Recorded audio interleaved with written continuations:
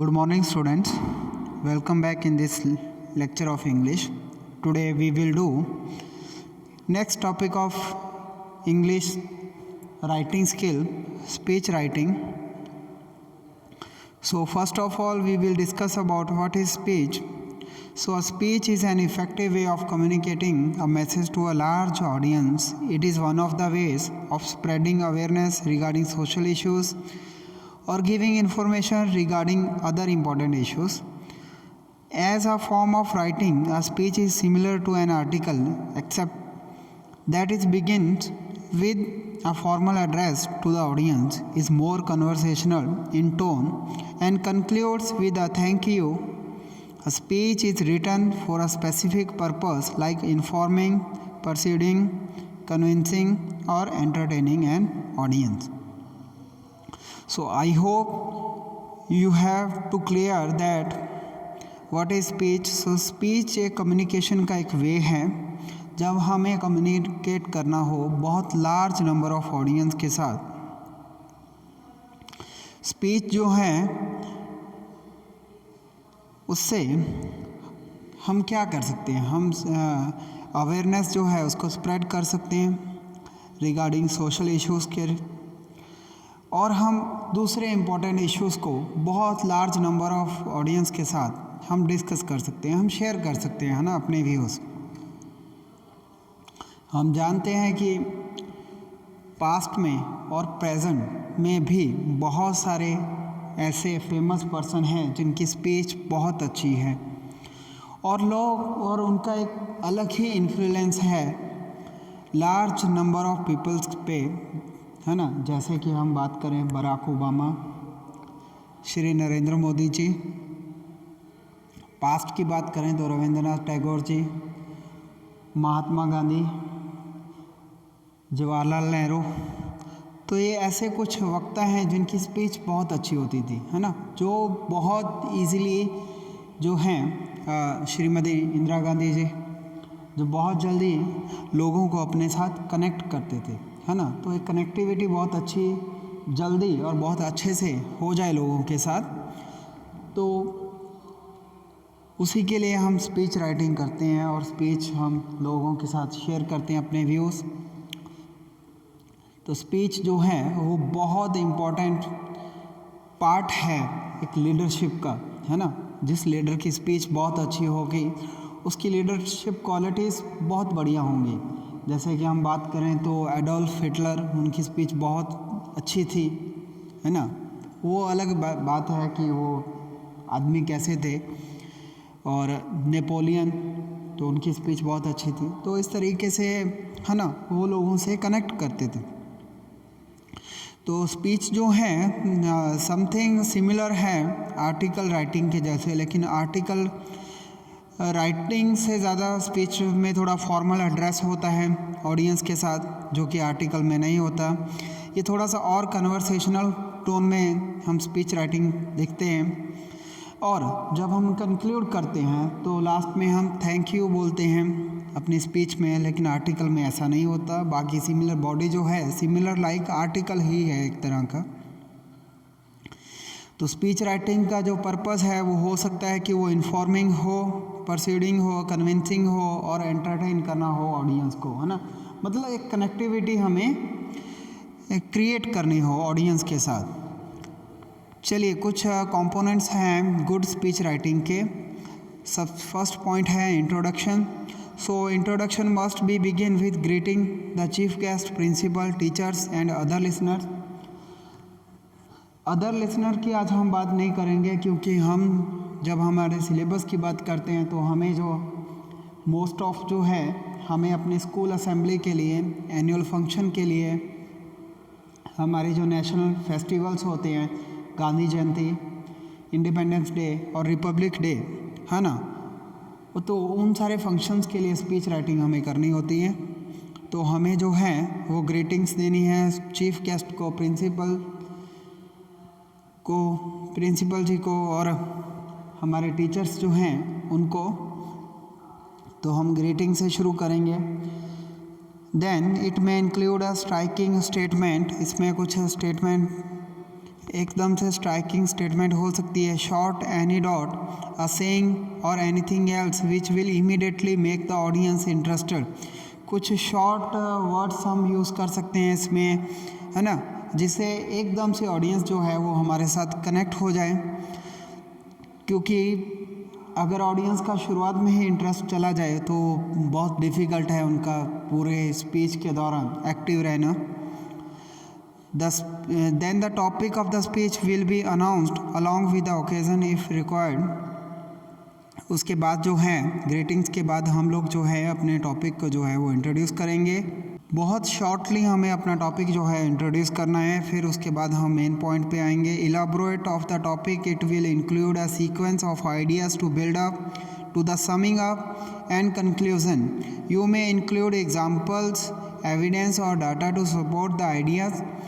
You can paint verbal pictures and dramatize or personalize the information।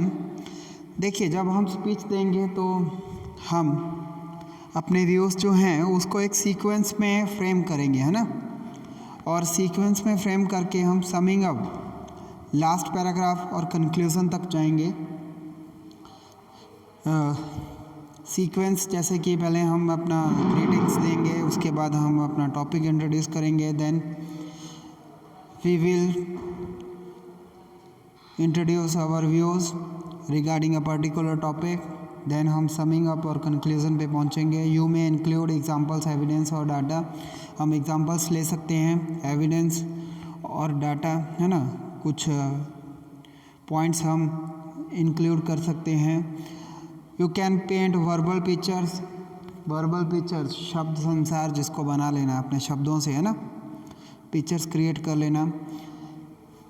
और हम dramatise और personalise information, हमें जो है ऑडियंस के साथ अपना जो भी टॉपिक है उसको कनेक्ट करना है, नहीं तो ऑडियंस का इंटरेस्ट क्रिएट नहीं होगा हमारी स्पीच में। Summing up, summarise the most important points in your speech but do not repeat them. जब हम अपनी स्पीच को समराइज करेंगे तो हम हमारे पॉइंट जो हैं, जो मेन पॉइंट्स हैं, वो ऑडियंस के साथ शेयर करेंगे, लेकिन कोई भी पॉइंट जो है वो रिपीट नहीं होना चाहिए। क्लियर?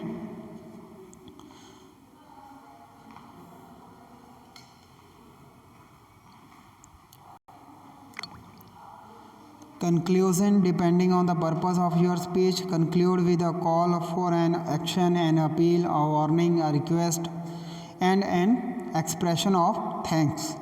क्लियर? हमारा कंक्लूजिंग जो है वो डिपेंड करता है हमारा टॉपिक क्या है हमारी स्पीच का। हम अपनी स्पीच को कंक्लूड कर सकते हैं a call for an action, कि ऑडियंस को कोई एक्शन करने के लिए कहें, ऑडियंस से कोई अपील करें, उनको किसी चीज़ के लिए वार्न करें, या तो उनको कोई रिक्वेस्ट करें। लेकिन हमारा,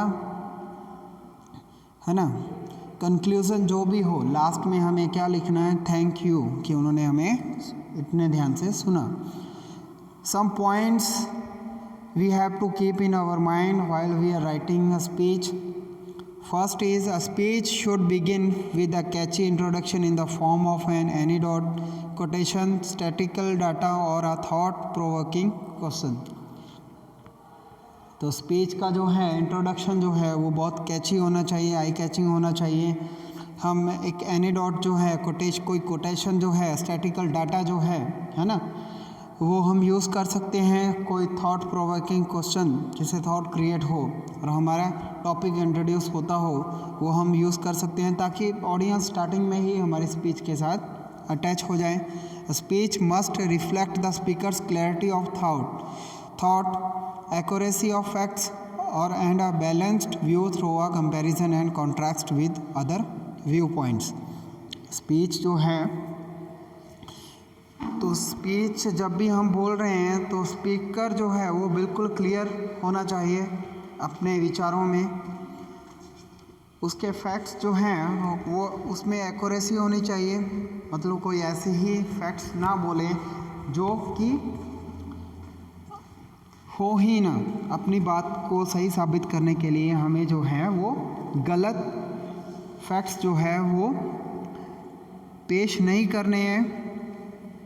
एक बैलेंस व्यू पॉइंट होना चाहिए, हमें कंपैरिजन करना चाहिए, है ना, कंपैरेटिवली कि मेरा ये व्यू पॉइंट है ना, मैं दूसरे का व्यू पॉइंट ये है, तो मेरा व्यू पॉइंट जो है वो कैसे सही है, और हमें जो है दूसरों के व्यू पॉइंट्स को भी ध्यान में रखना है। A speech may also give reference to newspaper reports, posters, advertisement और other stimuli। तो स्पीच में हम न्यूज़पेपर रिपोर्ट्स का भी रेफरेंस दे सकते हैं, पोस्टर्स का, एडवर्टाइजमेंट और दूसरी ही सेम चीज़ों का। Last point is restrict the main part of the speech to the word limit of 150 to 200 words. हमारी स्पीच जो है वो 150 वर्ड्स से लेकर 200 वर्ड्स में कंप्लीट होनी चाहिए। हमें ध्यान में रखना है कि हम जब स्पीच कर रहे हैं तो हमें देखना है कि जो ऑडियंस है ना, उसका स्केल क्या है, उसका माइंड स्केल क्या है। Whether they are well educated तो हमारा टॉपिक अलग होगा और हमारा वे ऑफ कन्वर्सेशन अलग होगा। अब जैसे कि आप किसी सोशल इश्यूज़ के बारे में, है ना, कुछ विलेजर्स को बता रहे हैं हम लोग, है ना, जहाँ वहाँ पर अपनी स्पीच दे रहे हैं जहाँ पर थोड़ा रूरल बैकग्राउंड एरिया के लोग हैं, तो हम ज़्यादा इंग्लिश जो है या फॉरेन लैंग्वेजेस या स्टैटिकल डाटा जो है वो हम यूज़ नहीं करेंगे, क्योंकि वो सारी चीज़ें उन लोगों को समझ में नहीं आएंगी। तो हमें उनसे कनेक्ट करने के लिए इस तरीके का डाटा, इस तरीके की एग्जांपल्स यूज़ करनी होंगी जो उनकी डेली लाइफ से कनेक्टेड हो। तो हमारे सामने ऑडियंस का स्केल क्या है वो हमें उसी के अकॉर्डिंग हमें अपने स्पीच का टॉपिक और हमारे वर्ड्स जो हैं वो चूज़ करने हैं। क्लियर? चलिए, this is a format of speech writing. यहाँ पर एग्जाम्पल भी है साथ में, है ना। To enforce strict discipline in school and colleges is a great problem nowadays. Write a speech in 150 words to be delivered in the school morning assembly on the problem of discipline. You are Mohini Mohit. इसी तरह का कोई topic जो है वो आपको दिया जाएगा। जब हम बोलते हैं तो स्टार्टिंग में ही हेडिंग जो है और टाइटल जो है, हेडिंग या टाइटल जो हमारा है हमारे टॉपिक का, वो ऑप्शनल होता है, लेकिन हमें तो लिखना है ना, स्पीच राइटिंग हमें लिखनी है, तो इट मस्ट कि हम हेडिंग और टाइटल जो है वो लिखें। The title of the speech should be appropriate, precise and exact. तो टाइटल जो है तो वो 2-3 वर्ड्स से ज़्यादा नहीं होना चाहिए। It should not be a sentence. Clear? 2-3 words में हमारा टाइटल हमें जो है वो कंप्लीट करना है। उसके बाद फॉर्मल एड्रेस जो मैंने आपको बताया, respected principal sir, teachers and dear friends. Then हमें हमारा टॉपिक जो है इंट्रोड्यूस करेंगे हम लोग। आप अपने बारे में बताओगे, है ना, एक ही सेंटेंस में कि आपका नाम क्या है और आप कौन से स्टैंडर्ड से हो।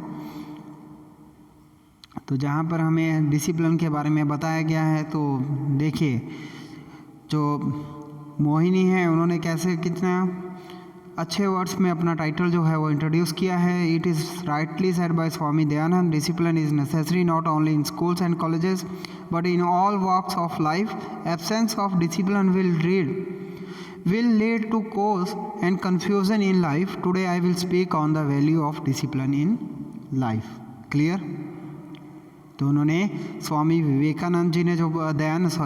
दयानंद जी ने जो बोला था डिसिप्लिन के बारे में, उनका रेफरेंस दिया है। उसके बाद उन्होंने इंट्रोड्यूस किया है कि मेरा आज का टॉपिक क्या है। तो उन्होंने शुरुआत में ही ऑडियंस को अपने टॉपिक के साथ कनेक्ट कर दिया है।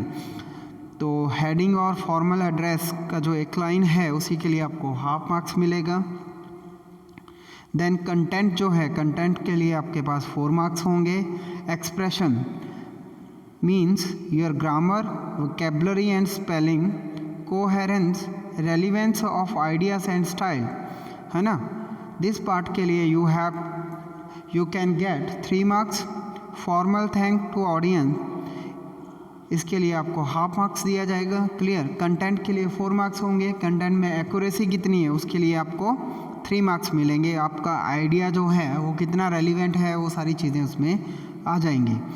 आपका स्पेलिंग मिस्टेक है कि नहीं है, ग्रामर एक्यूरेसी कितनी है, वो सारी चीज़ें एक्सप्रेशन के अंडर कवर होती हैं. So it will be 8 marks question in board examination also in 12th class. Clear. हमने फर्स्ट पैराग्राफ रीड किया था, सेकंड पैराग्राफ हम रीड करते हैं कि discipline is the key to keep things in order.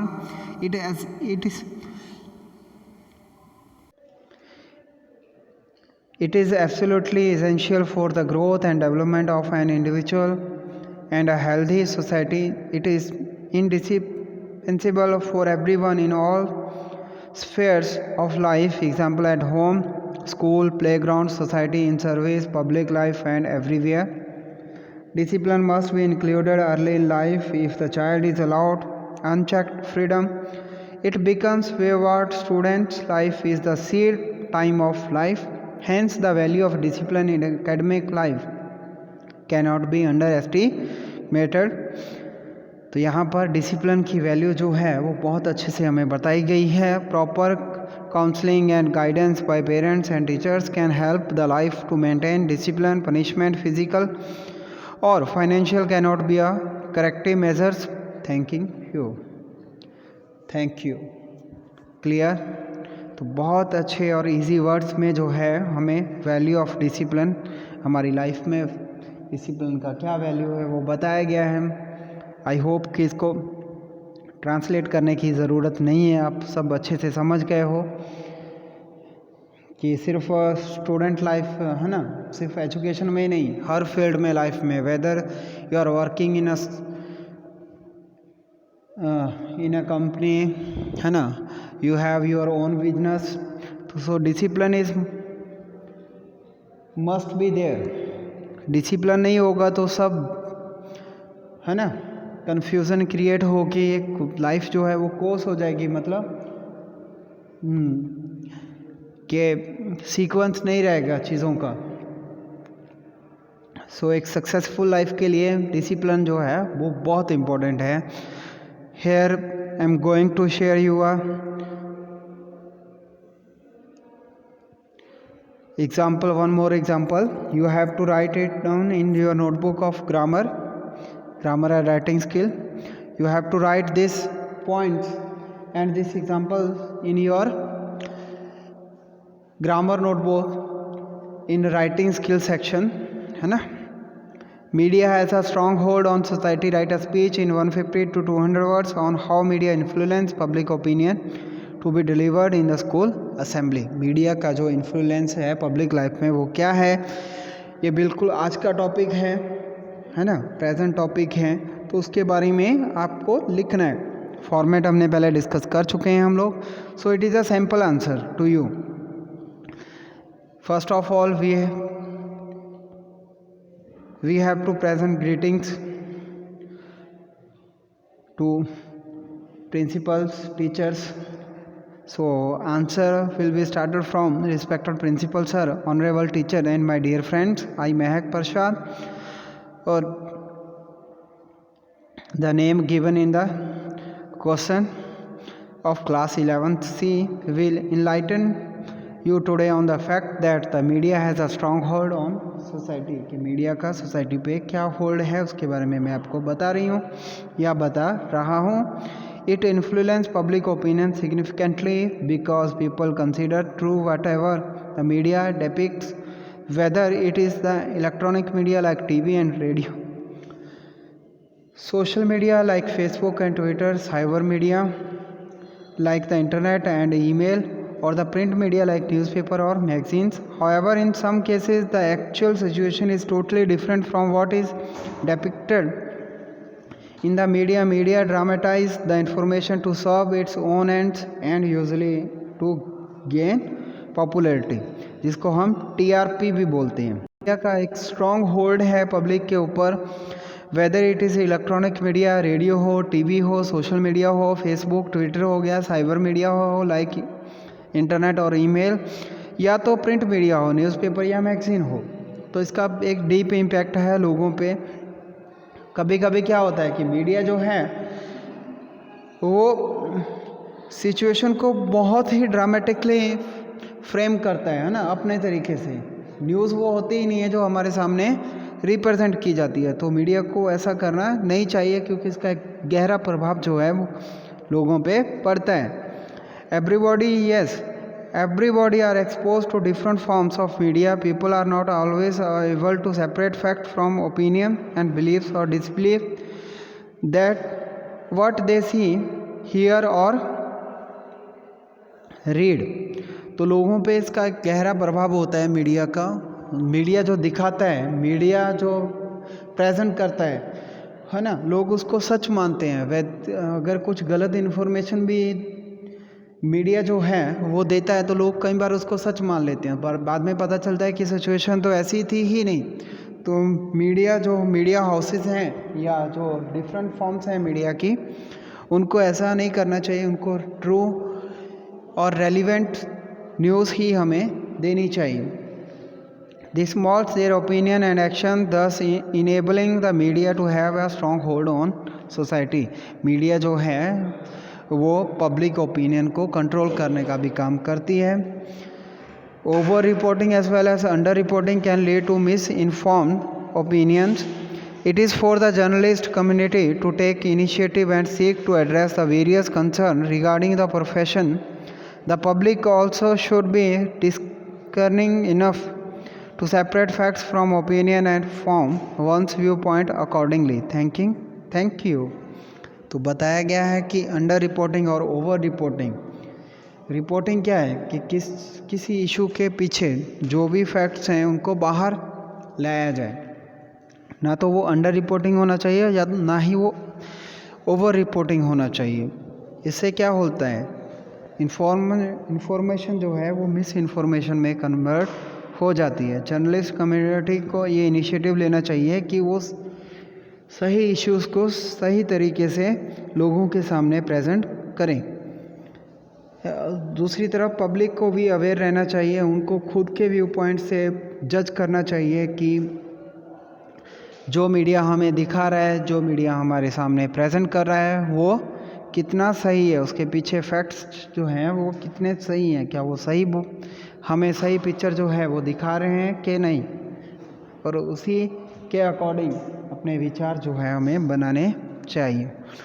So students, I hope you understood this topic very well. If you have any doubt regarding speech writing, you can discuss with me. Clear? So if you have any doubt regarding this, you can share it with me in our live lectures.